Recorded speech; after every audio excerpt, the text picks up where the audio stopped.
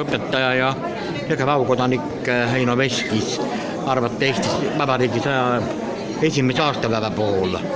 No, mul on hea meel selle üle, et inimesed mõtlevad õieti ja ma olen eriti tänulik olen ma oma parimale õpilasele Tiit Läänele, kes on aastaid koostanud ajalugu ja väga suurt abi on mul olnud Aivar Kokal.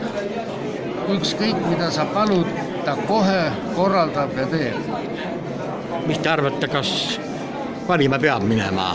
Jaa, kindlasti mina lähen kindlasti valima, sellepärast, et ja mul on eriline au Koka üle ja Tiit Lääne üle, minu parim õpilane on. Ja muidugi ma olen väga tänulik Põderile, kes võttis mind ravile ja kes ravis mind terveks.